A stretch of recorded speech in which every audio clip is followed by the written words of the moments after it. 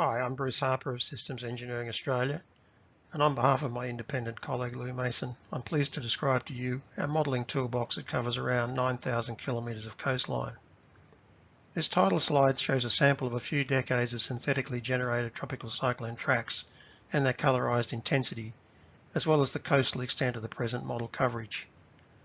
Our toolbox allows routine estimation of a variety of hazards and impacts for 50,000 years of synthetic storm events. Okay, so what is a design and warning toolbox, and how might it be different from your current practice? Firstly, it has to have a stochastic framework so it can approximate real-world environments. This means climate in the basic sense, with projected climate change then being a sensitivity check. Then all the usual modelling requirements must be met, such as calibration and verification, but not just deterministic events that can be individually massaged, but rather probabilistic whole-of-population validations. Of course, you must have the deterministic model elements of interest, such as the forcing and the coastal ocean responses, but you should also look to include the outcomes or impacts of those responses that you ultimately need for design decision making.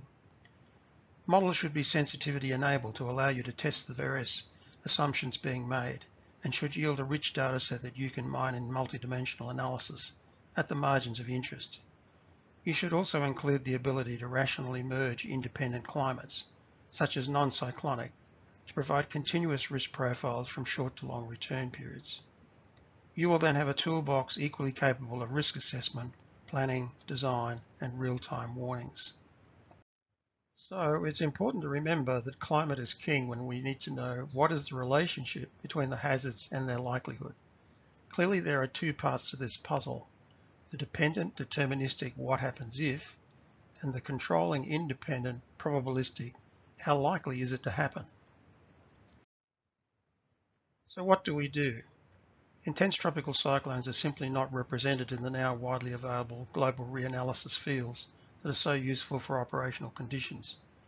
A traditional approach that still persists is to estimate a generally limited range of events derived from perhaps hindcasting of a few historically forecast storm tracks, combined with extreme value analysis, or resort to even more subjectively postulated design storms or conservative construction codes of practice.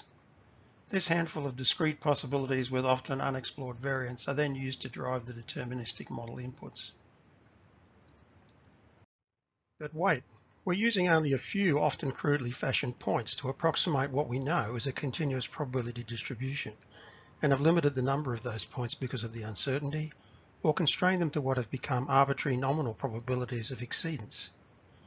Plus, we ignore the fact that the curve we seek to define is simply the expected mean of the true probability distribution of hazards over a finite design life. And of course, the encounter probability warns of the chance of actually exceeding any design level within a nominal design life, such as 50 years. So while we might argue the merits of precise deterministic modelling, it seems that much coarser probabilistic inputs are tolerated. Surely each axis deserves the same accuracy, or at least a similar level of crudeness. Meanwhile, isn't this the ultimate goal? We only seek the atmospheric oceanic response to estimate the final outcomes in terms of forces, damages, or loss in some context. That task is typically passed to a separate design group who may often cherry-pick mid-ocean deliverables in undertaking their own analyses. That can further degrade the full value of a comprehensive probabilistic approach. Importantly, these impact and performance outcomes are normally much more non-linear than the hazards themselves and cannot reliably be extrapolated. Our toolbox philosophy should take us to that final goal, which is the estimated probabilistic performance of solutions that can also inform cost-benefit decision-making.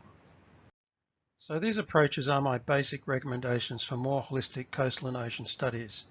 Due to time constraints, I'm going to let you read through these on freeze frame if you're interested. This diagram re-emphasizes a top-down toolbox approach. In the beginning, there is the stochastic climate model, built on past climate but capable of future climate modifications, and should include interdecadal variability if important. Next is the array of all necessary deterministic models, expandable to suit your problem. Then comes the ability to represent exposure and vulnerability in its various contexts. and finally is the distilled advice in terms of tactical or strategic actions.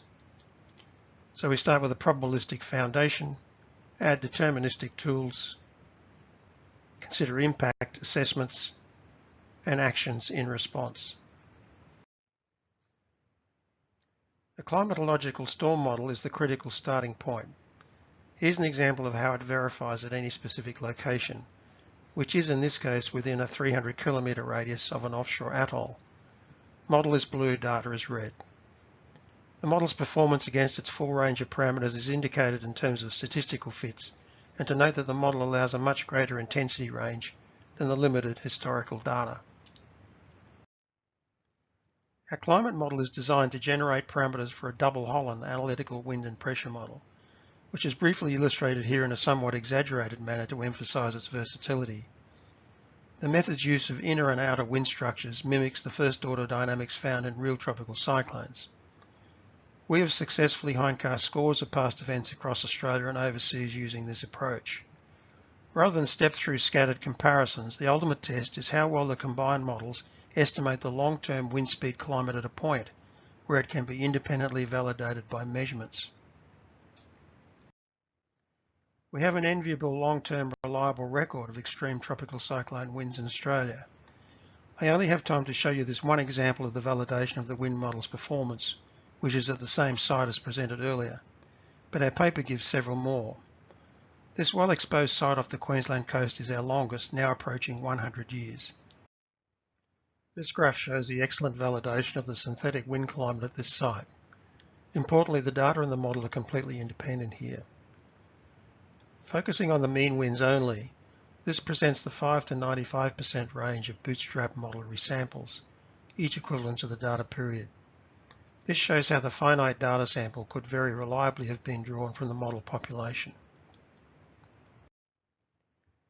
Applying the wind model in a 5 kilometre gridded context, this example 100-year gust wind speed map from our paper validates well along the entire coastline and offshore islands where there is reliable long-term data. Okay, so now I'll move quickly through a couple of the model regions. These have been used for numerous coastal hazard planning needs over the past 20 years. The principal hydrodynamic and spectral wave model tools are listed. The coastline here is around 1,200 kilometres, and each B grid in black is around 400 kilometres along shore.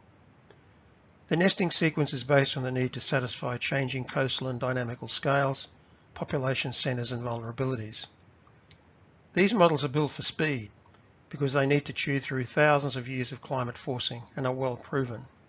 When you've teased out the regional extremes using these models, you can easily swap to a higher resolution version.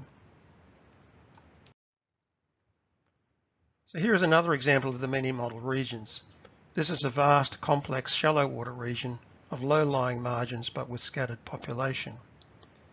In this case, we show how the climate scale simulation using coarse models is then used to enable efficient, higher resolution modelling. Here we assume that we've simulated 10,000 years of forcing at a point using a fast, coarse deterministic model that is not the highest resolution we ultimately seek. The resulting red line here provides guidance that extends to the single highest 1 in 10,000 year event at this site. But if we only need to model events in detail that are rarer than, say, the 50 year, we can now limit this event set with the confidence that we've already explored the probabilistic range of design interest. Sensitivity testing can also be undertaken efficiently with this low number of events. After the fine-scale modelling is completed, it should not be surprising or of any concern that the actual ranking of the events will be rearranged due to expected changes in model magnitudes, etc. Otherwise, we didn't need the high-resolution model. If you're focused on a specific extreme condition, you might only need to consider a very small number of events for the time-consuming high-resolution modelling, or you can simply sample these events if you don't care so much about the full time history statistics. This is exactly how fine-scale, fully coupled inundation modelling was used in this study, based on the coarser model's probabilistic guidance. This Mike 21 model was expertly built by my colleague, Mitchell Smith, when we delivered this project. The red circle shows the small inland community of Burketown, which is adjacent to tidal river system about 30 kilometres inland, and is detailed in the lower right. The combinations of a validated storm climatology, course models that can identify the probabilistic ranking of thousands of events, and then sampling of those in fine-scale models fully satisfy this project's brief for detailed hazard mapping. As you know, many ocean responses are approximately linear and can be readily parameterized. This fact has underpinned analytical coastal engineering tools for many decades. In addition to the demonstrated success of analytical wind fields, coastal storm tide responses can also be effectively parameterized. Here, a climate-driven storm tide response at a site is summarized in terms of all of the components of interest in a probabilistic context: tide, surge, wave setup and total water levels, plus incident wave height. That point-specific risk is readily extended here to a state-based summary of annual exceedance probability that gives emergency managers a clear picture of geographically spread inundation risk. Using well-designed models, the probabilistic context can be retained right through to impacts for mooring analyses, structural integrity, coastal dynamics and breakwater stability. With the broad behaviour identified, finer scale dynamic modelling can then be undertaken with that insight. Increasingly, coastal hazard studies are undertaken to address future sea level rise and predicted changes in storm characteristics. To be effective, these must be done within a framework that identifies a wide range of future timeline scenarios, like these two possibilities of random storm peaks occurring on a background rising sea level. Combined with site-specific damage functions that define exposure and vulnerability, intervention strategies can then be rationally assessed in terms of cost-benefit and timing of investment. In closing, the exact same model components can be applied to forecast and warning environments. This is an example of our Monte Carlo warning model that can generate around 1,000 events per minute on a modest PC and provide all of the storm tide and wind components for hundreds of sites. Yes, but are these models accurate enough? Well, here are a few examples of hindcast comparisons based on real-time forecast parameters. Tide gauge data is shown by symbols, model is the line.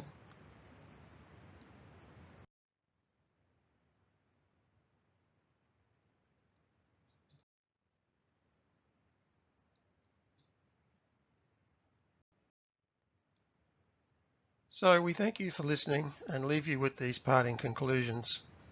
Meanwhile, we're currently extending our toolbox by building a tropical cyclone wave model database product for our region. Thank you.